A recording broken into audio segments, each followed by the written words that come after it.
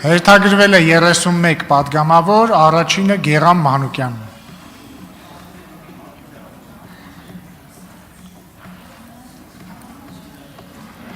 Պարոն Մանուկյան ախորպես չգոռաք, էլի։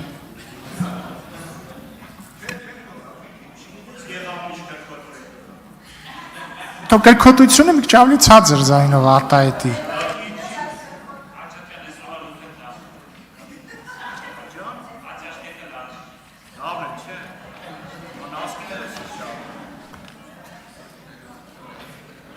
Նիկոլ Փաշինյանի անվտանգությանը կառաջարկեմ այստեղ անձեռոցիկ բլոկնոտ բանա մնացե հանգարտ գաղտնի գրություններ չլինի, կարդամ խայտարակ կլինենք։ Դատարանների մասին մեր պատգամավոր Արթուր Սարգսյանը քաղաքական ուղիղ ցուցումով զրկված ազգային ժողովի նիստերին մասնակցելու։ Զրկված ազգային ժողովի նիստերին մասնակցելու, որը լեգիտիմությունն է զրկում այս խորհրդարանի։ Կրկնում եմ, քաղաքական ցուցումով։ Այդ որ ասում եք հանձնարարում եմ դատարաններին բռնագրավել, կարող է ձեր սրտի դատավոր մնացական Մարտիրոսյանին, քրեական Երևանի առաջին դատարանի նախագահ, ձեր սրտի դատավոր մնացական Մարտիրոսյանին եք հանձնարարում, ասեք իմանա։ Թե անեկդոտ արդեն, բոլորը Հայաստանում գիտենք, Կալանքի դատավորը Հանրապետություն կուսակցության ձեր նշանակած Մասիս Մերքոնյանն է, որը քրեական ենթամշակույթով մարդկան արագ ազատում է Կալանքից, բայց քաղաքականը պարտադիր պետք է մնա։ Նախ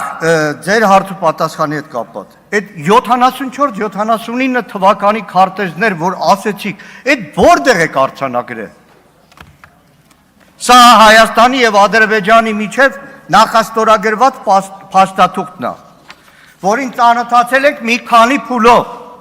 Հայկական կողմը ի սկզբանե առաջարկել է Ադրբեջանին, որ արձանագրվի այս թղթում 74-79 թվականների Խորհրդային Միության գլխավոր շտաբի քարտեզը։ Ադրբեջանցիներն ինչ են արել, մերժել են, դրանից հետո հայկական բանագնացներն ինչ են արել, հլուրնազանդ լսել են Ադրբեջանի մերժումը եւ այս փաստաթղթում չկա։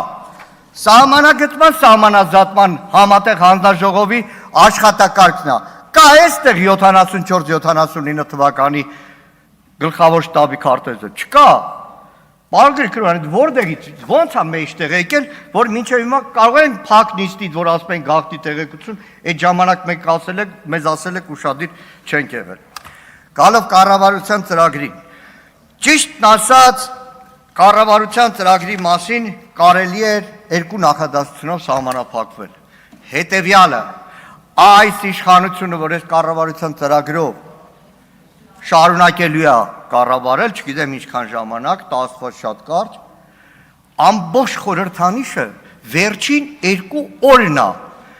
Հայաստանի Հանրապետության քննչական կոմիտեն, Հայաստանի Հանրապետության ոստիկանությունը մամուլի միջոցով ռազմորկի մեջ է։ Ով ումա ծեծել, քննչականը ծեծել է, թե ոստիկանն է ծեծել։ Այսինքն երկիրը բերել, հասցրել են այս վիճակի, քննչական կոմիտեի նախագահն այս դալիճում ռազմորկ կայարանում, ՔՊ-ը չէ ժամանակով Ղազարյան, ՔՊ պատգամավորի հետ, թող ինչքան փող առել։ Սա է այս իշխանության ամբողջ կառավարման համակարգը,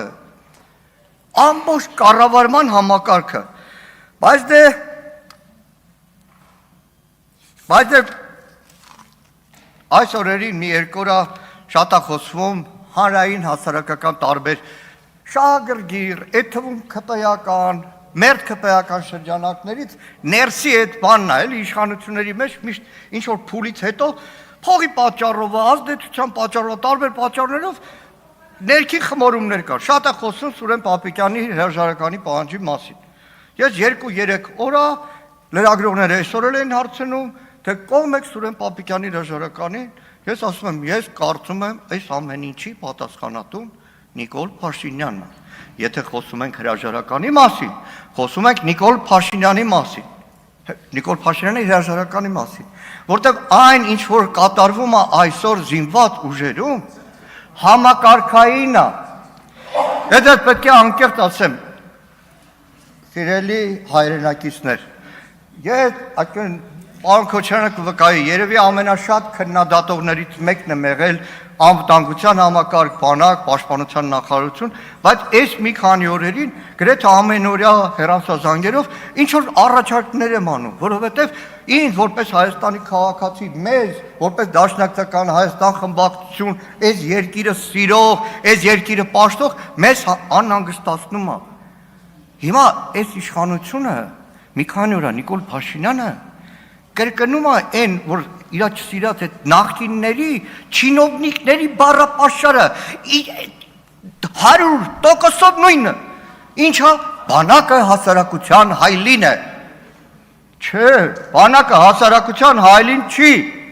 Դեռ 13 թվականին Սեյրան Օհանյանը ականջը կանչի, Սեյրան Օհանյանը հատուկ որոշմամբ արգելել զինված ուժերում տեղի ունեցող դեպքերը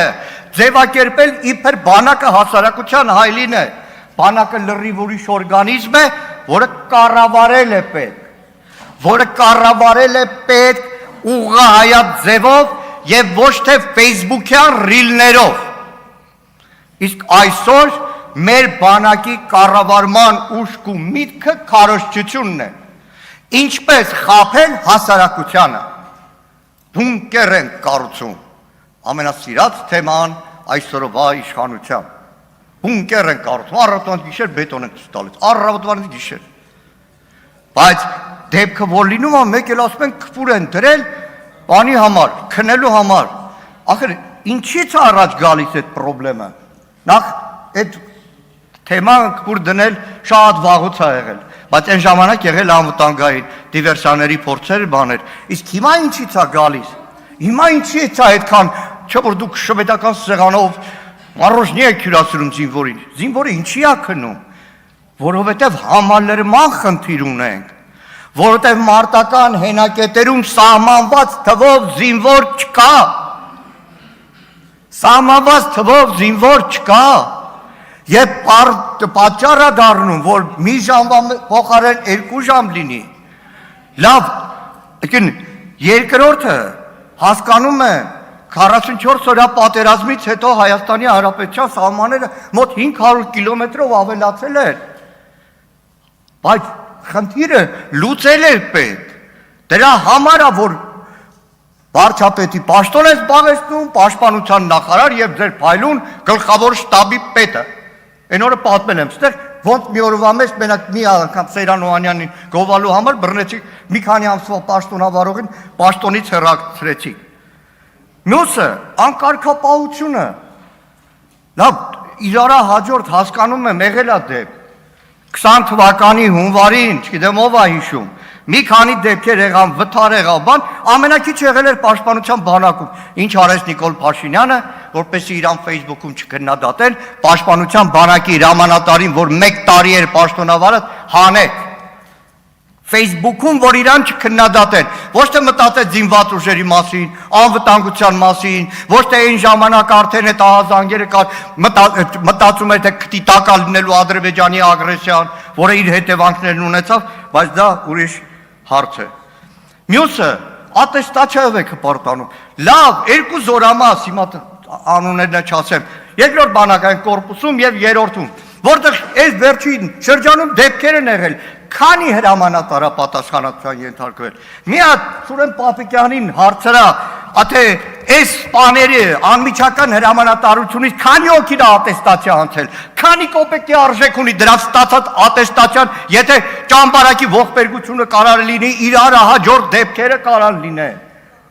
Որովհետև ատեստացիան ձեր համար խուսափումն է զինված ուժերի բազային աշխատավարձը բարձրացնելու, ուղղակի հլու հնազանդ սպաներ ունենալու հարց ունեք, ոնց որ բազմաթիվ սպաների քաղաքական պատճառով, նույնիսկ այս ընտրություններից հետո հեռացրել եք զինված ուժերից։ Դեռ շատ առիթներ են ունենալու խոսեմ, բայց վերջում։ Այս ամբիոնից ես մի քանի անգամ խոսել եմ Բաքվի դատավարության մասին։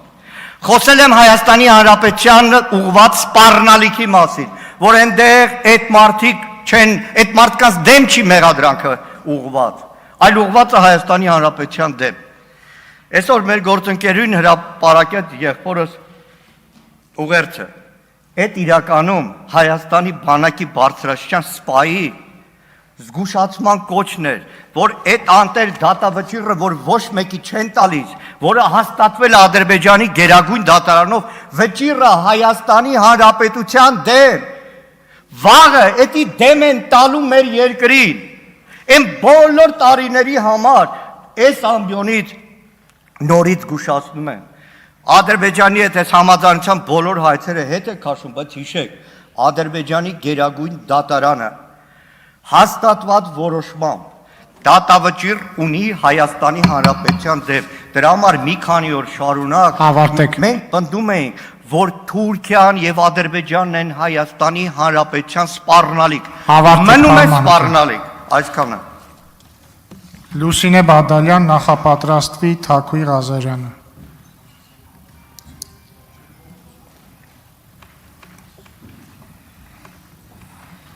Մեծարգո վարչապետ, ազգային ժողովի մեծարգո նախագահ, հարգելի գործընկերներ,